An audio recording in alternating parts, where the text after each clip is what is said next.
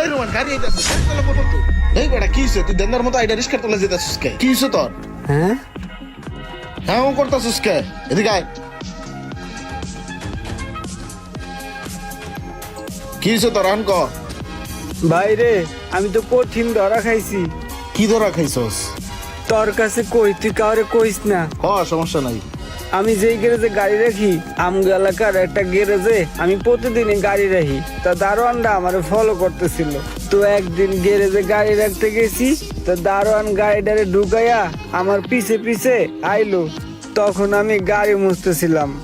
Roman ভাই, সামনের চাকা তো হাওয়া কম, দেখছেন আপনি? আরে সমস্যা নাই, হাওয়া দিয়া লবানে।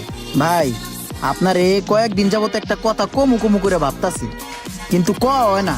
কথাটা কইলে মনে হয় আপনার একটু উপকারী হইব। আমার মনে হয় কথাটা কইলে আপনার একটু লাভ হইব। কি কথা? রোমান ভাই, কথাটা হইলো কি, আমাকে দেশের বাড়ি তো নওগাঁ। আমার বাপ দাদারা বহুত ক্ষেত খামারি করে, তাই আমগো এই ক্ষেত খামারি করতে বাজার গুন কিছু কামলা আনছে। তো একটা কামলা কি করছে, ধান কাটতাছে হঠাৎ একটা জিনিস পাইয়া বইছে।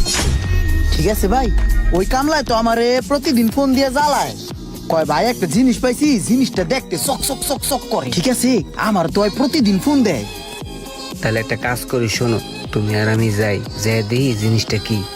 যাইবেন? হ, গেলে তো ভালো হয়, বুঝো না, জিনিসটা বোঝা গেল। চলেন যাই। তুমি যাই রেডিও, আমি রেডিও বাইরেতেছি। ঠিক আছে। তারপর আমি তার কথা মতো তার সাথে তার গ্রামের বাড়ি চলে গেলাম। সন্ধ্যার দিকে একটা বাস ধইরা রওনা হই।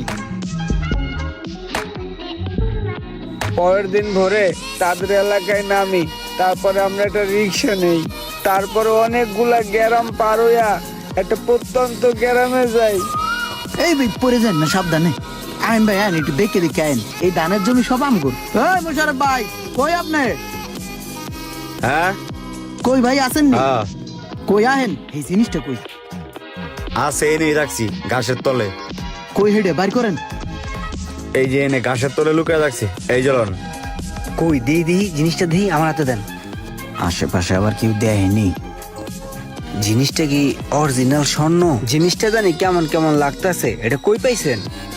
খেতে কাম করতে গিয়ে মাটির তলেতে পাইছি।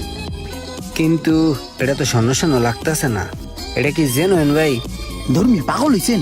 এটা মাটির তলা আসলে, এর লিগে হয়তো বা কালারটা গোলাই গেছে। এই স্বর্ণে খাদ হয় না, আগের জবানার রাজা বাদশাদের জিনিস মনে হয় পড়ে গেছে লেহেনে। আপনি যে কোনো ভাবে পরীক্ষা করে দেন, সমস্যা নাই। না ভাই, এটা কেমন কেমন জানি আমার কাছে লাগতেছে। ধরেন। এক কাজ করেন ভাই, হ্যাঁ তো একটু বলত কিসিমের বলদাই জিনিসটা পাইছে। এখন বলদাই তো বাজার নিয়ে ব্যস্ত তো না, যদি অরিজিনাল স্বর্ণ হয়। আপনার যদি সন্দেহ হয়, সন্দেহ হওয়ার দরকার নাই, সন্দেহ আমি দূর করে দিতেছি। এই যে লন কদ্দুর আমি ভাঙছি, এডু আপনি স্বর্ণকারের দোকানে নিয়ে দেখান। যদি অরিজিনাল স্বর্ণ হয় তো হইলই, আর না হলে নাই, ডিলে মেরে ফেলাই দিবেন। ঠিক আছে ভাই, তাহলে এটা আমি ঢাকা নিয়ে দেখি যে এটা অরিজিনাল স্বর্ণ কিনা, বুঝছেন? আর যদি স্বর্ণ হয়, তারপর এটা পুরাটা যদি নেই, তাহলে এটা কত দেওয়া লাগবো? ওর যদি টেস্ট করে স্বর্ণ হয় তাহলে ওটা বেশি চালেন, আর যদি পুরাটা নেন তাহলে বলদ রে 5 লাখ টাকা দিয়ে দিন। আচ্ছা, ওইটা আইসা নেই, আইসা দেখবানে, ঠিক আছে? তা আসি আমি, হ্যাঁ ভাই ওজন আছে, আইছে প্রায়। ঠিক আছে, থাকেন আপনারা, গেলাম।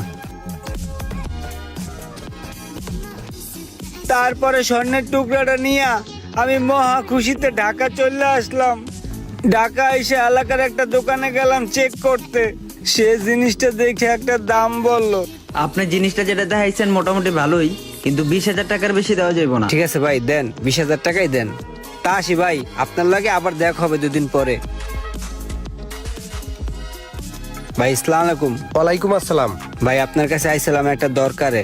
কি দরকার?